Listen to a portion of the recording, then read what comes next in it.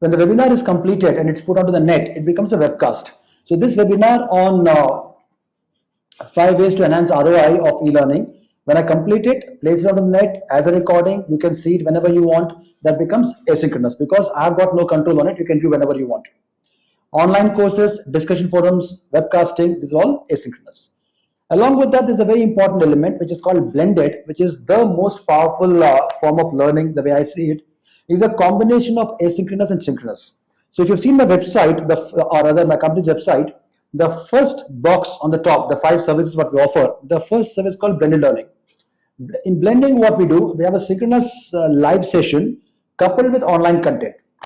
So learner is able to interact with the trainer and also is able to practice the content at the convenience of his time and space. So that's a very powerful form of learning. After e-learning, we understood e-learning, we understood types of e-learning. Let us now look at what exactly is corporate e-learning and what does e-learning do in a corporate organization. First thing where e-learning is quite popular across the globe is e-induction for employee onboarding. This is an area where you are generally passing on information, and these days it is not uncommon to even see pre-induction. Sometimes, like going by the way the notice period is increasing by the year, today we have got organizations which have got 2 months and 3 months notice periods. So when an employee is supposed to join my organization after 2 or 3 months, I've got something called a pre-induction where the employee is given a prospective employee, after he accepts the offer, is given the login and a password, and he goes about understanding about my company. Those details which are non-confidential can be given out. So some companies are doing it. Some companies are doing e-induction when the person joins. It's gamified or animation based or normal video based. It's a very common thing. Second area where e-learning is very common in the corporates is the organizational development. This way it could be blended, it could be asynchronous, synchronous, but more focus is given to the behavioral training. Third, a very common example again is product training. If you got a product, a machinery, or anything what you're preparing, so if it's a chemical component, product training is common. Process simulation, very common again. And technical training in terms of any kind of a technology-based element which the people are required to learn in a company. Technical training also is a common form of e-learning in the corporates. Now, when we talk of corporate e-learning, in your organizations, when you talk of e-learning, you'll be seeing that your e-learning programs will fit into one or more of these categories. If you have got an e-learning program which doesn't fit into any of this category, feel free to text me. I'll just review it during our discussion. Before we proceed forward, now after this, after understanding what is e-learning and what is corporate learning, we're going to go into return on investment. Before we go into return on investment, I've got a quick poll to take. You'll see a little poll on your screen. Yeah. I've launched a poll. You need to click the right answer over there. The question is, how will you define the current state of e-learning in your organization? The first answer is have e-learning and it is effective, have e-learning but not effective, do not have e-learning but are considering, do not have e-learning and not considering, or we had but we have discontinued.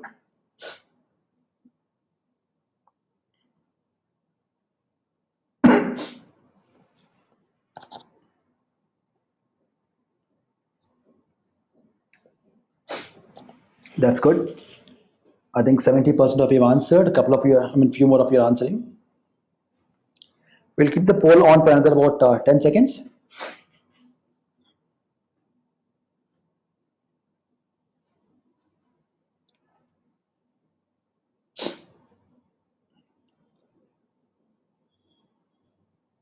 Okay, that's good. I'm closing the poll right now and I'm sharing the results with you. You can see the screen right on your screen. There's a chart which is giving the poll results. 20% have e-learning and it's effective. 60% have e-learning but not quite effective.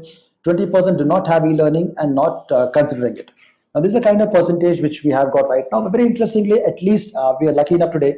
We don't have somebody who has given up on e-learning. So that's, I think, a positive feather. We don't have to worry about it. So I'm going to concentrate heavily upon the 60% here, wherein sorry. You have e-learning and not quite effective, so how can we increase the effectiveness? And the tools could be useful for if you don't have e-learning, at least you know how to start as well. I hide the results now.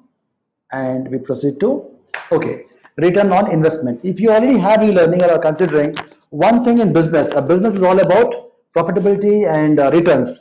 So if there are no returns, there's no charity happening in the business. So return on investment is a very common term in all organization. When I was looking up for a definition, how do I define return on investment? This is what I found on the net. A performance measure used to evaluate the efficiency of an investment or to compare the efficiency of a number of different investments. Very simple but very powerful. So first of all, they're saying it's a performance measure. So we are measuring the performance, right? You used to evaluate the efficiency. So performance measure efficiency of an investment. If I'm clear what investment I've made, I can compare it over a number of different investments. So the trick here is to get it right in terms of what is the investment I've made and what is the outcome I've got. If I don't get it right, we are doomed anyways. So ROI, the formula is very simple, but it gets complicated. The simple way we can define ROI is gain from investment, that's called as the benefit of profit. So if I invested 1 rupee and I made 1 rupee 50 paisa, so I'll say 1 rupee 50 paisa minus 1 rupee divided by 1 rupee. That is the return of investment. And if I want a percentage, I need to multiply it by 100. I get a percentage. That will be about 50%.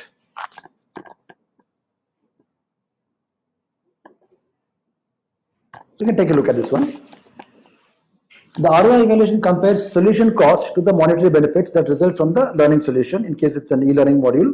So if I'm saying an ROI of 15%, my e-learning modules gave me an ROI of 15%, then the investment cost is covered. That means whatever I've spent, I've received back the cost, and over it, I've got 15% more as a profit or a additional earning.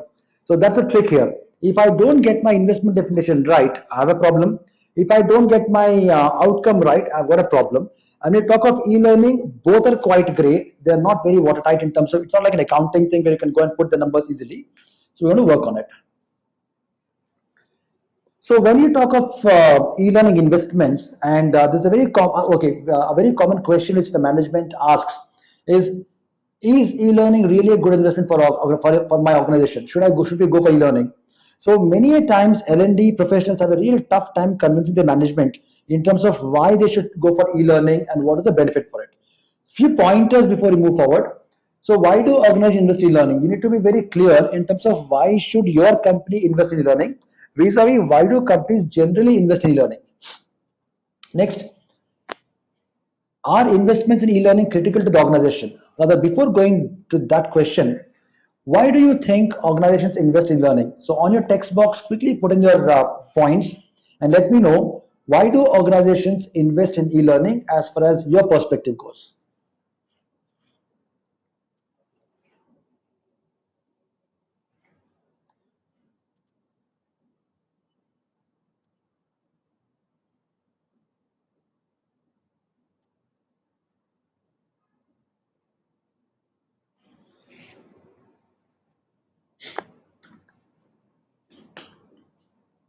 I got a few points, few more coming.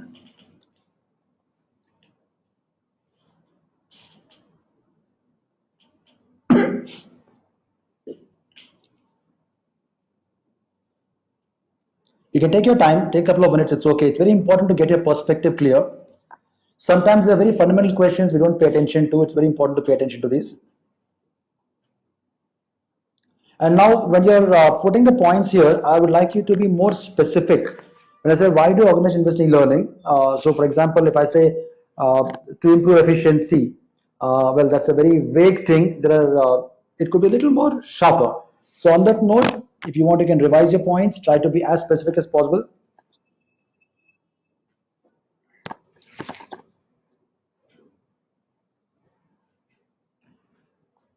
Okay, a few interesting points I'll read out. More employee engagement is another point which has been, Amit has presented the point, more employee engagement. Now it's interesting because if you want employee engagement, you need to go for e-learning, yes.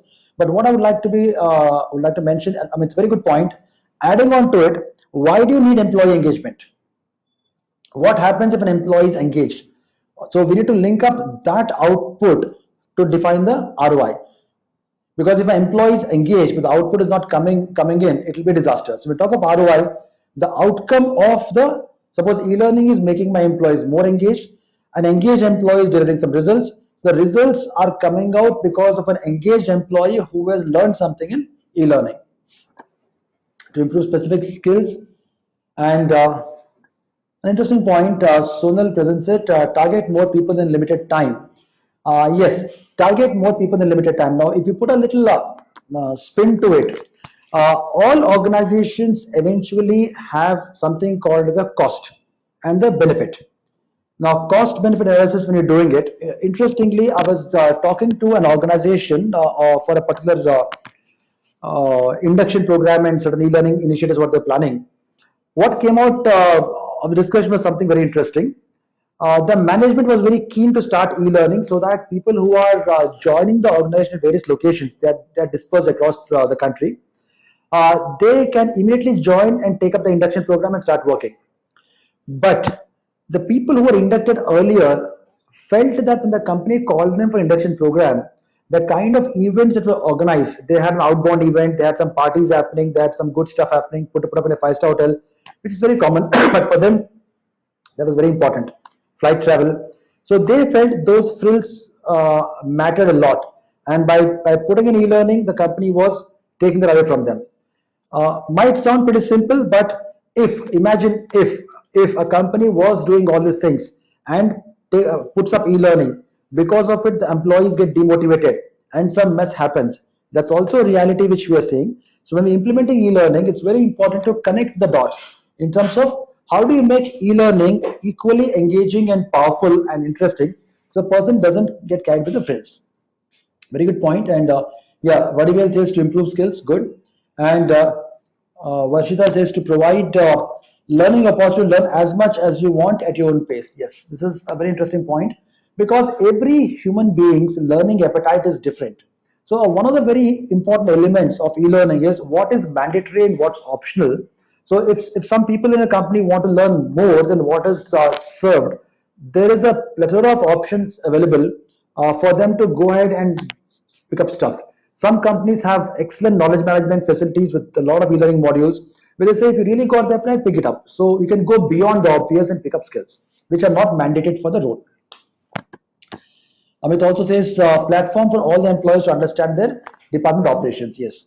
So if you see the answers, all of you are bang on target here in terms of the kind of uh, one second, please. Yeah, the kind of points you're presenting as to why do organizations invest in e-learning. Now, when we go a little ahead, the invest part will be something we'll be focusing more. Now, are investments in e-learning critical to the organization? A very important question. You realize that investments in e-learning in most cases are not critical to the organization but important, except when the organization is in the learning business itself. How do organizations justify e-learning expenditure in terms of cost and ROI? These are questions which are very important. The last question is what we're asking today. How do you justify e-learning expenditure? And some really interesting experience I can share with you. Of late, once just about a year and a half back, I had visited an organization, a very premium organization, one of the leaders in the industry. And I was talking to the L&D team over there, and their perspective was very simple. I am paying so much amount to a trainer today.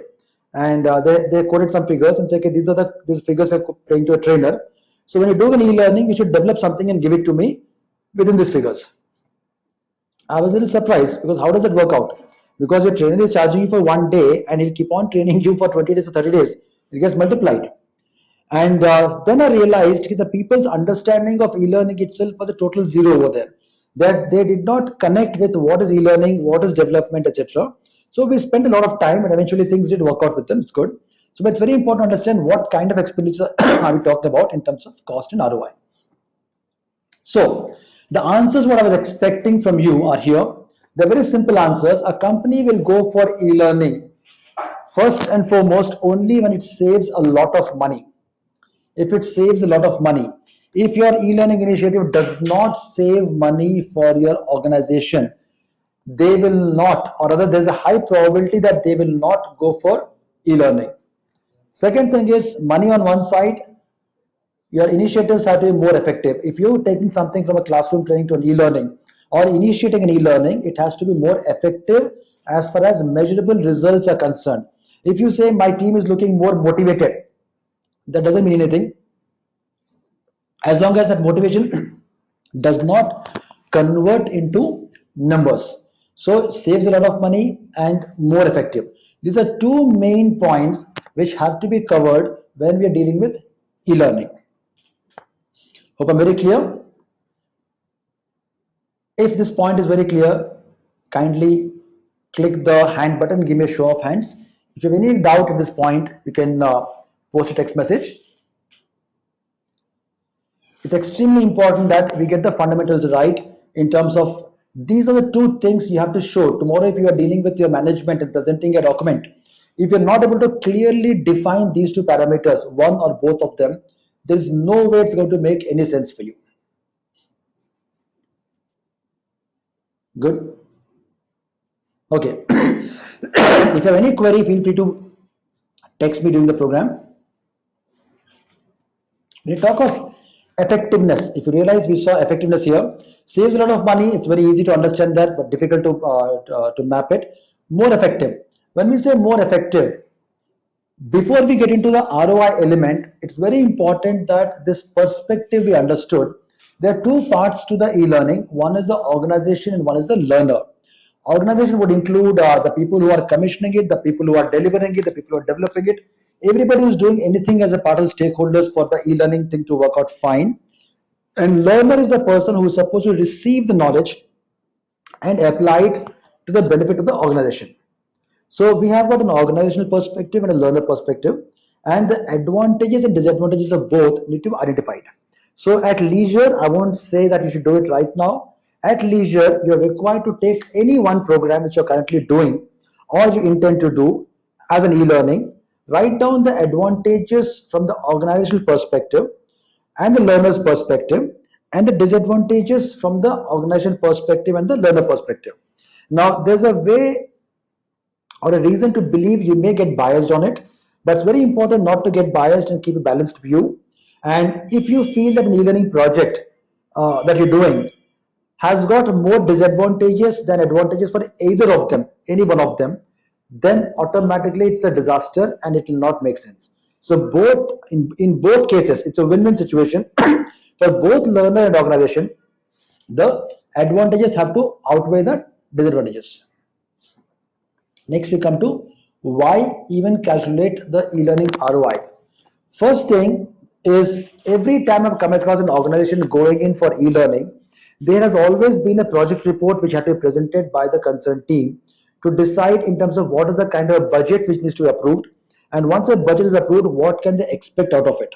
So to decide whether to go into the project, you might be proposing say an e-induction or a time management or a safety health environment or anything. It could be small or big, it could be a few thousands of rupees or a few lakhs of rupees. It doesn't matter, but the management needs to decide whether to go ahead with the budget with the project based upon the document presented. Second, to convince your boss or client to go to the project. Now, this is another important element.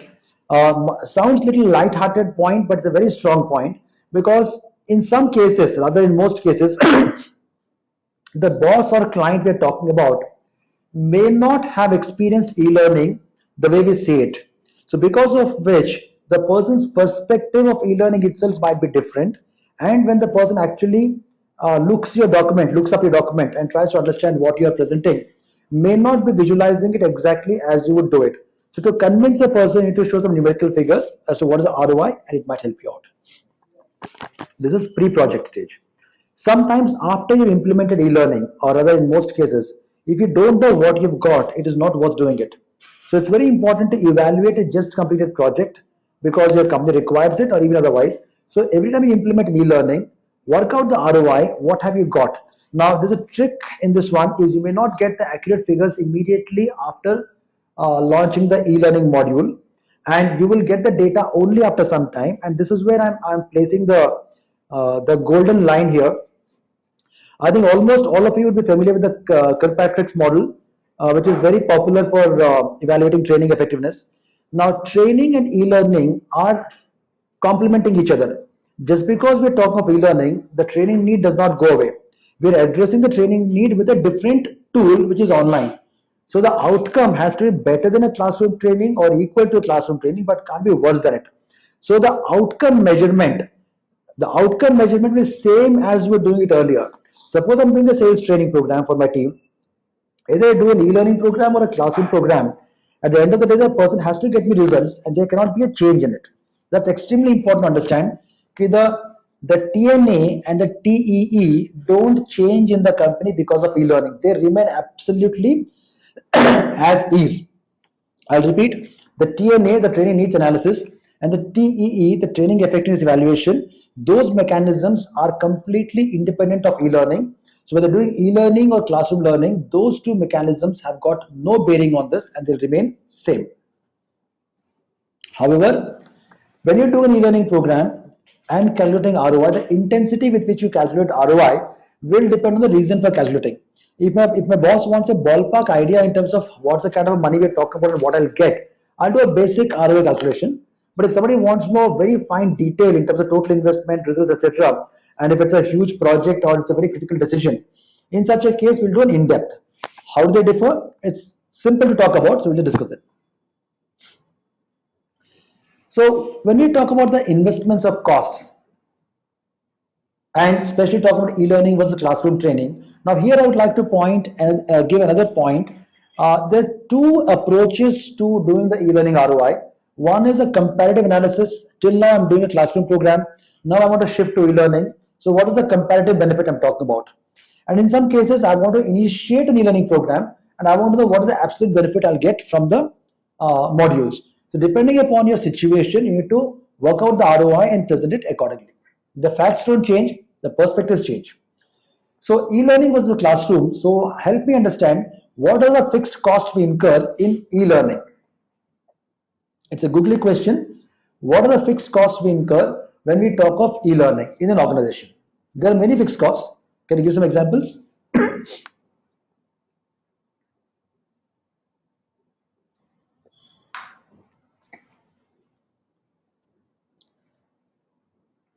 You can type the examples in the text box. Perfect. Trainer Sonal says trainers cost venue. Very good. Is trainers cost a fixed cost, a variable cost, Sonal? Think it through. E-learning, and of course, just a little correction. Uh, the fixed cost for e-learning. If you mean the trainer giving the content, you can say subject matter expert.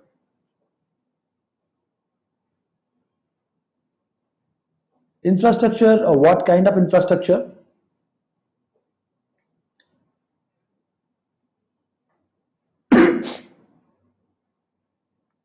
Okay, I repeat my question. When you talk of e-learning, what kind of fixed costs does a company incur? Fixed cost the company incurs when we talk of e-learning.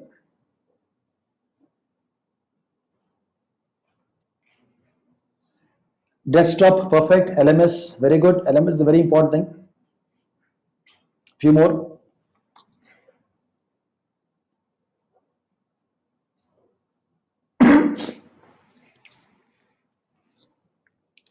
Place for e-learning. Place for e-learning is not a problem because e-learning technically can happen at any place. Conceptually speaking, unless of course the company has got a constraint where you need to put them in a room or something. A licensing fee is a very important cost which goes into it, but when it's a license fee, it's a recurring cost.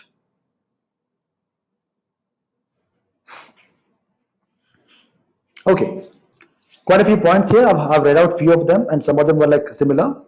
When we talk of fixed cost in e-learning, the first and foremost fixed cost we talk about, which is let's take an example. If a company wants to take up a time management, develop a time management e-learning module, so the cost of procurement or cost of development is the fixed cost here. So suppose I'm selling a ready product, which is a time management product, and I say okay, it costs about a lakh and a half or something like that. The lakh and a half what the company pays me is a one-time payment. So after they pay me, the module is theirs and they can do whatever they want with it. They don't need to pay me anything else after that. So the content. Or if they've got a subject content and they want me to develop as an e-learning module. So what we do in that is basically develop the module as a one-time activity. So the module development is a fixed cost. Similarly, after you got the module developed, you need to run it somewhere, you need to place it somewhere, and that's called the LMS. LMSs these days are of multiple types. Earlier, of course, certain options were not there. If you are purchasing an LMS outright, cloud-based, or not cloud-based, a server based, that becomes a fixed cost for you. But on the contrary, if you're availing an LMS like a service, wherein like you are only paying per login kind of a thing on a per month basis, then that becomes a recurring cost, doesn't become a fixed cost. So basically there are a couple of one is the development or the module cost, and the LMS in case you're procuring the LMS is a fixed cost, and the one-time content development, the subject matter expert developing the content, will become a fixed cost. They're just examples. There might be many more costs like this, but what you incur once. The recurring costs here are the cost is the cost of running the module again and again. So if your LMS is on the cloud and you're purchasing it as a SaaS, then you'll be paying a recurring cost to it. So any cost which comes again and again for you to run the program becomes a recurring cost, which you're aware of it. Now, when we talk of classroom training, the trainer fee, the classroom, the food, etc., they are recurring costs, because every time you think of doing a classroom program, you are required to incur the recurring cost. The trick in e-learning and classroom programs, when you're doing the ROI calculation, is that in e-learning, the one-time fixed cost is usually quite high. And in classroom training, the recurring cost is quite high. Once you procure an LMS and the e-learning module, you can run it as many times as you want. The recurring cost is almost negligible. But if you're talking about a classroom program, every time you want to do a classroom program, the trainer fee, the infrastructure, the LCD projector, that is the AV equipment, along with even a thing like a feedback form paper, everything is a recurring cost. Not to mention the food and transportation, of course. We also need to take into consideration the time required to develop or deliver the program. In e-learning, the time required to develop is quite high. Usually a 1 hour e-learning program is developed in say 2 weeks to a month. And on the contrary, the time required to run it a second time is very easy. If you want to start a program right now, you can do it. It's almost a zero time required. The results achieved, the outcome is always very clear from the organization point of view, what they want out of the e-learning initiative. So that has to be very clearly defined. Are these standard results? Are we talking about variable results? What does it mean? It means I've got a classroom program, it is yielding me so many results. I want to go to e-learning, so are you talking about yielding the same results? Second thing is, I'm running a program right now, it is yielding me say X results. Because I'm going to e-learning, I would like to have at least 20% higher results out of it. So this is a very important point. What is the objective? That will define the investment again. So summarizing on the costs, the first cost we talked about is the development cost, which is basically the amount of the money, effort, etc. required to develop the module. Second is the administrative cost, which is the cost of operating it. In case of e-learning, it's the LMS operating cost and certain other things which come in as servers, etc. In case of a classroom, it's more like organizing for travel, stay, food, and all these things. And this is the most important. Usually 90% of the time, usually when the ROI calculation is done, at that point of time, organizations, like I was talking to you some time back, the intensity of the ROI calculation, the development cost and the administrative cost of both the classroom and the e-learning modules are considered, and the ROI calculated, compared, and decisions made. But if you want to do a thorough job at it, you need to also consider the opportunity cost. So what is the opportunity cost? Here the googly comes in. Suppose you're taking a team of 20 people on a Thursday to a hotel and running them through a sales training program. Yes, they've learned everything pretty good, not getting a training part. But imagine the cost to company, not the salary, the cost to company of 20 productive people not being on the field for one day. That gives the jitters. The opportunity cost is that person who could be at some other place at that point of time is actually here with you. And we don't normally come across organizations which say work through the day and come and do the training program in the night. It doesn't work like that. Now, if you talk of e-learning, there are quite a few organizations which say you got a month, you got a 3 months, you got 4 months, and these are the kind of modules you have to complete it the luxury of your time and place. So the learner is able to run the e-learning modules at the convenience of his time and place, which in his case is the most non-productive time. He's waiting at the airport, sitting at home, nothing to do, or in the office waiting for a meeting. So the person can break the whole thing into small, small parts and do it at the convenience of time. So we actually have a productivity element coming in. So what I'm saying here is the opportunity cost, if you build into the ROI calculation, the intensity of the ROI goes up. Last point. Now that was a benefit from the e-learning point of view and a rider from the classroom point of view. But be very careful in terms of calculating e-learning ROI, because life cycle cost has to be considered when we are talking about e-learning. So many ROI calculation consider only the cost and benefit. That's the okay. I'll pay you so much. I'll get it developed. I'll administrate the first year. But e-learning, once it is developed, there are a few things which happen with it. One, sometimes the technology upgrade happens and you have to upgrade your content to the next level. Sometimes changes happen. Sometimes something else happens. So the life cycle. So what is the kind of a life cycle we're talking about from the inception to decommissioning of the e-learning module? So the entire life cycle cost has to be considered. Even if something could happen after 3 years or 4 years, we need to take that cost into consideration. Although it may not be too high, but you have to take it into consideration. Like for example, I'll give you a classic practical example. Few years back, 5 6 years back, quite a few companies got into e-learning and developed a lot of modules on the product process, induction, etc. Today they're facing a very peculiar challenge. The challenge is that the modules developed were mostly in Flash, and when they want to run those modules on an Android tab or an iPhone today or iPad, they don't run. So they're having to rework on those modules and make them responsive to operate on various devices. So what has happened here?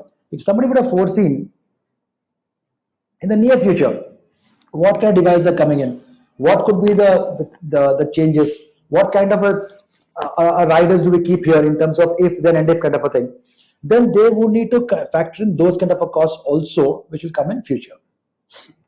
Now, this was a fundamental to ROI calculation. As you can notice, I've not gone into the accounting part. All of your L&D and HR professionals today, I've not gone into saying, okay, if you spend X rupees for this or Y rupees for this, that's not the idea. The idea is to tell you that companies only look at two things. One is efficiency, one is the savings. You need to look at two things. If e-learning is the better way to go ahead, please go ahead. But for that, you should be able to define all the costs clearly and the benefit. Benefit in this case will come from your training effectiveness evaluation, because you need to have your parameters in place. If your TE is not in place, you will have a half-baked cake. How will you have a half-baked cake? You will eventually have somebody who's filling up a form or an online form saying, yes, I enjoyed the e-learning module. I was very happy with the animation. I saw the game. Okay, great. Then what happens after that? Like in the kickback model, you can see that the guy is telling you that okay, impulsively at the completion of the module he's fine, but the outcome may not come through. So the very important point I'm trying to make here is e-learning or training, we can talk about ROI only when your TNA and TE are in place. If you don't have those in place, I would rather recommend not to get into these kind of calculations, because they'll throw you up only skewed figures, which will be good as a feel good factor, but practically will not mean anything. Now, this is the heart of the whole program, wherein what we are saying, if you have the TNATE, great. If you don't have a TNATE, that's okay. You're doing e-learning, perfect. But if you follow these 5 points, what's going to come through is at least whatever you're doing, you can see an efficiency which is measurable, of course. If you're measuring, great. Even if you're not measuring, you'll see a better efficiency. First point, be clear about the learning objectives. Now, learning, I would rather say earning objectives in this case, because in many cases, people do a program. So I've come across organizations saying, we would like to do a time management or email communication business English program.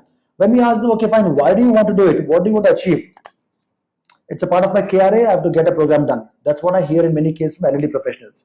If you're getting a program done for your team just because it's a part of your KRA, that's the beginning of a bigger disaster, because it is a part of your KRA. Why is it a part of your KRA? Somebody somewhere felt that you should get this done, but they also felt that you should get this done for a particular cause. So we have to be clear about the learning objectives. So when you talk of objectives, there will be a company perspective. What does the organization want? The learner perspective, what is the process to learn, and the desired measurable output.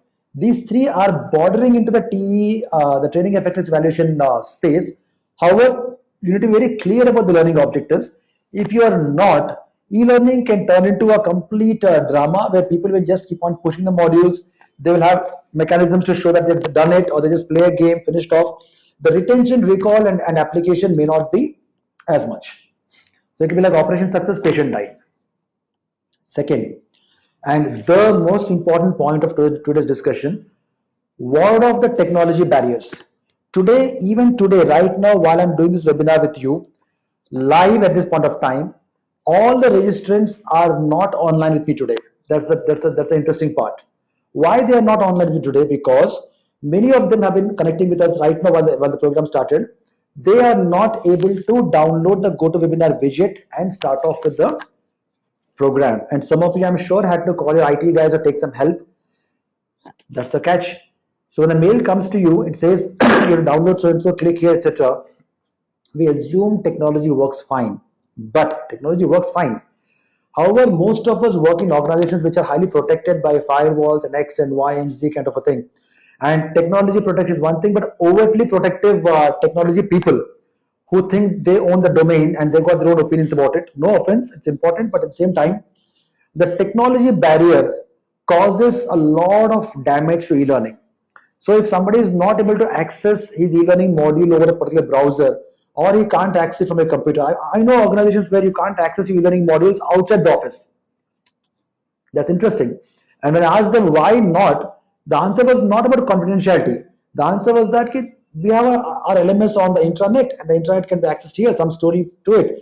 So the whole thing is that it was an absolutely absurd reason, because if you give a person the opportunity to access it outside, he doesn't use your lifetime, rather he uses his spare time. So the technology is a very important barrier in organizations where the people are not working towards making it support the e-learning initiatives. In that case, a person tries once, tries twice, and finally gives up. So you have to make it easy for the person to access the modules on any computer tab, etc. The ease of access is important. Bandwidth is equally important. We do a lot of e-learning module development for companies. Few organizations are very particular. They ask us to develop modules in such a way that they can be played or accessed using Tata Photon or any of this kind of USB dongles. Why? They got a field staff. The staff is all across the country. So we don't put very high animation, we put graphics, we put something interesting. So the person is able to access it on low bandwidth also. But if you don't take cognizance of that and you get some very high fun animations and gaming done, and eventually the people are sitting in some remote corner trying to access it, it's a very frustrating experience opening a file and waiting for it to download or the screen to open. That's something you take care of. And overcome unnecessary tech hurdles. Now, this is something very common in organizations where a tech department is, of course, very different than the L&D department.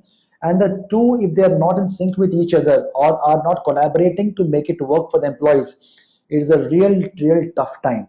And in such a case, it's very important to overcome unnecessary hurdles created by certain functions by working with them, helping them understand what technology you're using, how it can be accessed, so that an employee doesn't face any problem in accessing his modules. This whole point is all about ensure that your technology doesn't become a hurdle for your own organization. Third thing, extremely important, when e-learning is rolled out, I've seen in many companies roll out an LMS. So the module is given, a mail is sent, the person starts off, the person ends, some certificate is printed, some scores are given, and that's the end of the story. It doesn't end like that. You need to have an e-learning in the form of a course. It can't be just one module. And when you're talking of e-learning, you're talking of learning primarily using technology. So you have to ensure that you are able to do a lot of query handling and discussions. This is a googly here. So if I'm talking about time management, I can run a time management as an online module. You come, click, play, sleep, wake, gone. That's it. Or I can do time management as a combination of synchronous and asynchronous, wherein I provide an opportunity for the person to run through a module, take a quiz, play a game, interact with other participants, compare and exchange views, talk to an expert, and have a discussion, online discussion. And all these things these days are quite almost like free, because there are like things like Moodle and Big Blue Button, a lot of stuff in the market where you can just pick up those things and use them confidentially for your own company. They're not like outside, and that enables a person to be actively engaged.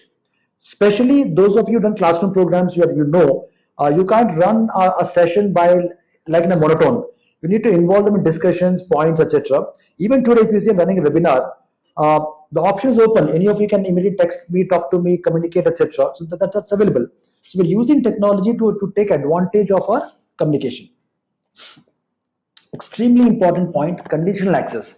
All LMSs provide conditional access. You have to ensure that your program is divided into 4 or 5 small modules or modulets, and a person runs through it about 5-10 minutes, something, takes a quiz. Only after he or she completes it, then they go to the next one. That way a sense of achievement comes in, and the person also knows how much he or she has learned and not learned. And large modules cause a person to skip few things knowingly or unknowingly. This I've discussed mapping learning to actionables. So what have they learned as a part of TE? Is it being considered for actionable recording? This is the point. I think it's already come in one of your queries. I think, yeah, I think Amit had mentioned this in the query I was discussing. Yeah. Make your e-learning programs highly engaging and competitive. The word engaging came in, I've added competitive. These days, while we're interacting with organizations across the globe, bland e-learning is history. There was a day you could put a PowerPoint screen and put some voiceover, and people would sit and go through it and learn.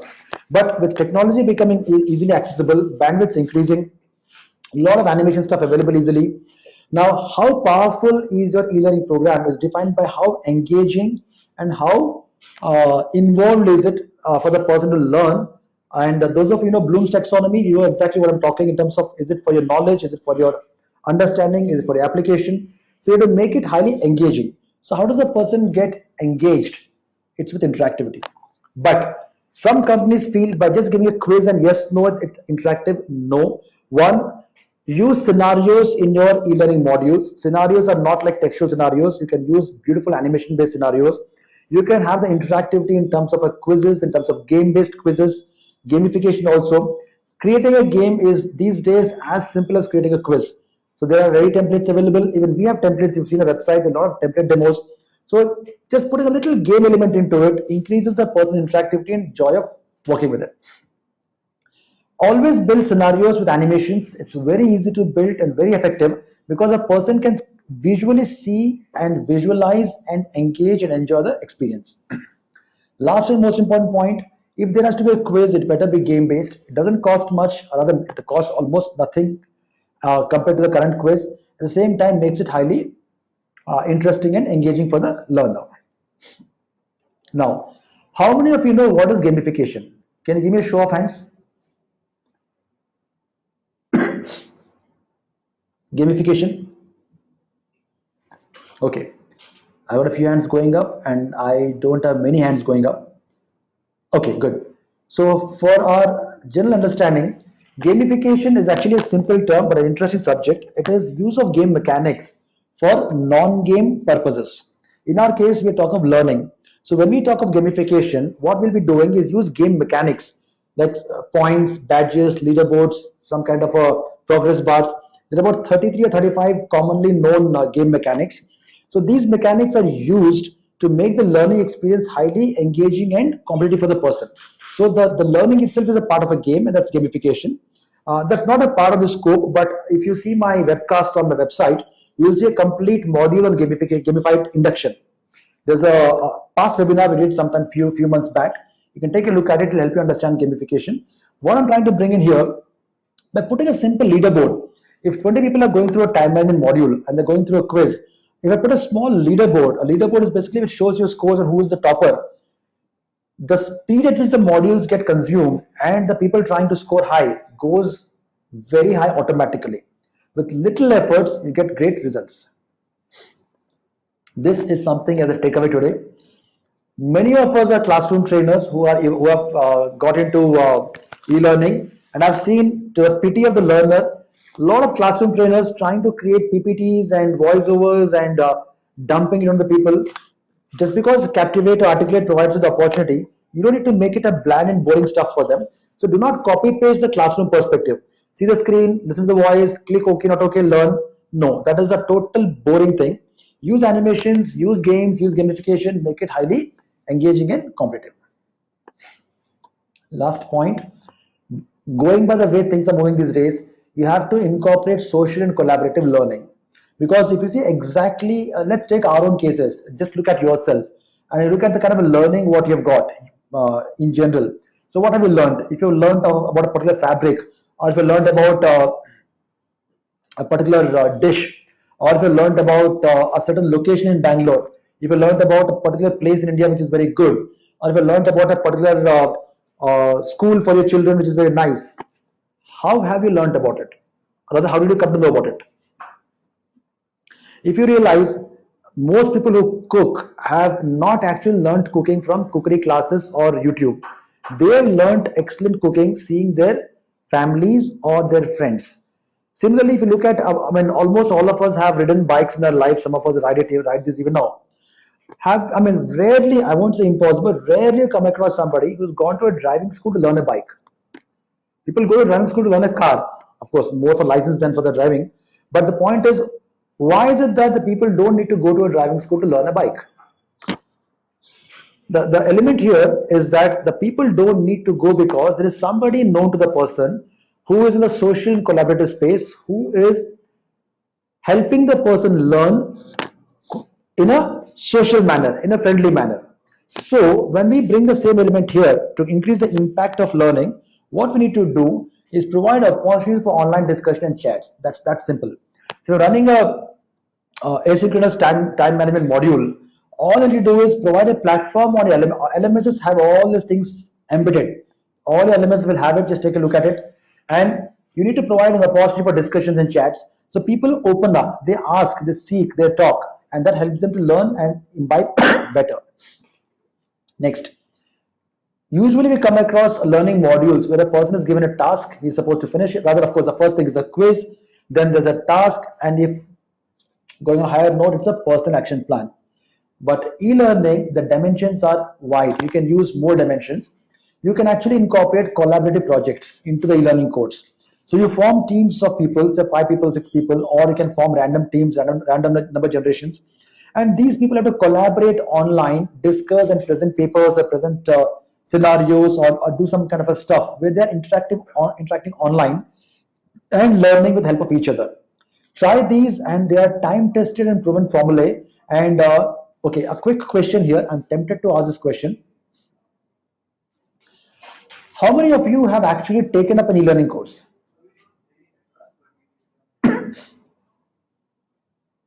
Not the one in your company, a proper course. As in, like, not something which you are delivering, something for your learning sake. Good. That's a good number. Impressive. Okay. I would recommend you to try any of these MOOCs, massive online courses, open courses. All universities like Yale University and Wharton, all these guys do it. I mean, I do participate in a lot of them just for the knowledge sake and to know what's happening in the world, because the best is ahead of us, so we try to catch up on things in e-learning. Yes, perfect. What's your correct MOCs? Now, I was doing a course on Coursera. Coursera is something which all of you might know. It's an excellent platform for, okay, I'm not associated with them, but I've learned gamification with Coursera to start with. It was an excellent experience which I had myself almost a few months back. There was a first course, okay, the same one, yes. I think Varshita has gone to the same course. Excellent. So if you've done the course, you realize that the way they tackle those things, in those courses there is of course a live program, but at the same time you're supposed to do certain projects, and the evaluation is a peer evaluation. So you are submitting a paper or other online stuff, a project which you don't know where it is going, and somebody else is evaluating, and there's a group chats, collective discussions, host of things, and this collaboration takes us to a next level altogether. And that is the kind of learning which adds a completely different perspective to the normal learning. At your organization, you can identify experts within the organization or outside and provide live interactive sessions with them. Like today, we are in a very high-tech government also. Like if you see the recent government that is getting formed, or even now, you have the Prime Minister coming up and doing online sessions and taking queries. And there are a lot of open forums. So at a national level, if it's possible, at an organizational level, it's quite possible. So if you are involving an expert and put him on a chat session and people can discuss for 1 hour on that day, you'll have a lot of query handling discussion happening, and that motivates people to collaborate, cooperate, communicate, and go social. I'm not saying use Facebook or LinkedIn. I'm not talking about that social. I'm talking about using a peer-to-peer communication to generate better learning. So in this whole program, what are we talking about? First thing is there's a quantum shift from learning modules to collaborative e-learning interventions. So blink and gone. That's the kind of a terminology used for e-learning.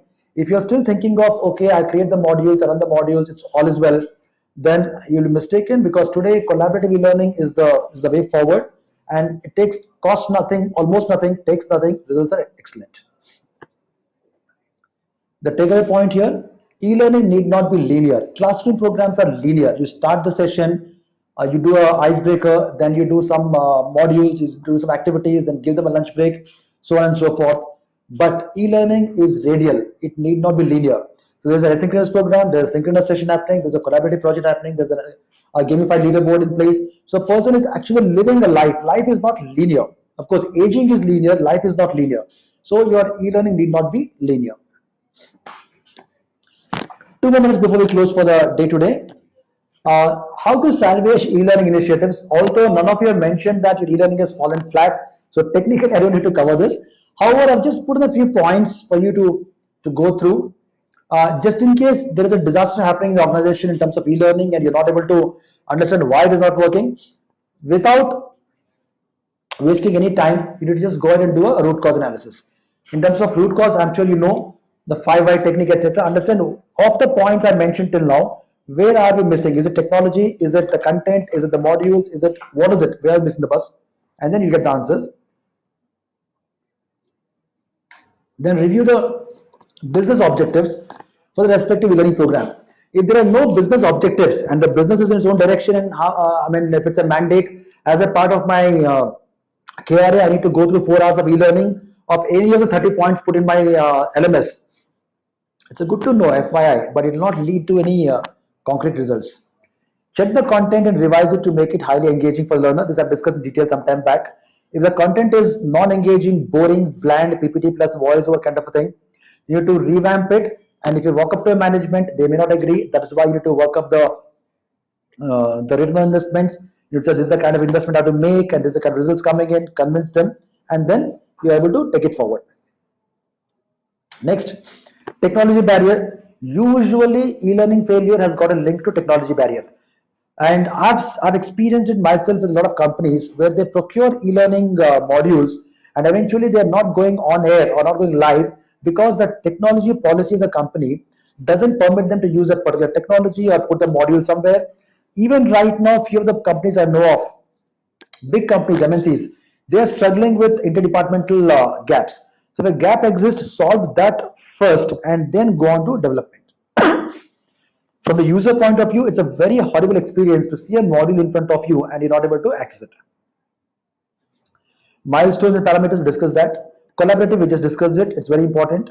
And last and very important, not last, a very important point, take continuous feedback and engage in course correction. Just because e-learning doesn't mean you don't need to take feedback. The social element can be used for taking feedback. You need to be live with your learners. E-learning is all about being live. How much of a live you can be, the better for you. So the feedback has to be live. A quick point before we close. This is the ultimate takeaway I want you to carry back today. You might know e-learning, I might know e-learning, but most of us were not born into e-learning. I'll give you an example. Those of us who were born before 1980, and by the time we were say 3 years or 4 years of age, you will remember that very few homes in India had telephones, and that way they used to have that the manual dialing mechanism. There used to be holes in the thing, and you had to turn it with a finger kind of thing. So when you actually handle a telephone, it was like a different experience altogether. And children playing with telephone was not a common thing. And all of us grew up and started using mobiles only in their colleges or in employment, depending upon the age when the things came in. But today, if you see, even a 3 month, 4 month, 6 month old kid starts fidgeting with or playing with a mobile, And I've seen people with 1.5 year old kids happily unlocking a mobile, playing with it, playing a game on it, and God knows doing what all things onto it. Now, am I supposed to be worried or scared? Maybe for some of the reasons, but I'm pretty impressed. So this child is born into e-learning. We were not. So tomorrow, when this child grows up and becomes a teenager and becomes a rather becomes a teenager, goes to school, he's already exposed to e-learning. Today, the companies like Tata Classes, Educom, they're actually providing e-learning courses and classes. The person is going through e-learning. Then the person goes to college. More books are there. The college is providing e-learning courses. So when this person joins a company, he'll smoothly fit into the e-learning system at that point of time. It's natural for him. But for us, look at the experiences. All of us also are people who, for our entire lifetime, have learned reading books. And today, when you read off a computer, you realize many of your colleagues will actually prefer a printout being taken and read it and sign it rather than read on a screen. That is what is the critical element here. E-learning does not come naturally to many people in an organization because they were not brought up into it because of generation change. Continuous practice of e-learning with free MOOC courses can help people build familiarity. Sometimes you see a 60-year-old person very happily chatting on Facebook and on mobile and everywhere. And at the same time, you will see a similar age person, a 50-year-old person, struggling with a phone, even a QWERTY phone. And you wonder what is wrong. Technically, nothing is wrong. It is how fast the person is adapted. So the responsibility of L&D here is to help the organization adapt to e-learning. So the more it has been practiced, the more comfortable they become, the more your ROI on e-learning because of their collaboration. So this was the complete fast-paced, I suppose, almost a monotone webinar. And I hope you got the points if it was not too fast. However, just in case you missed out something, and just in case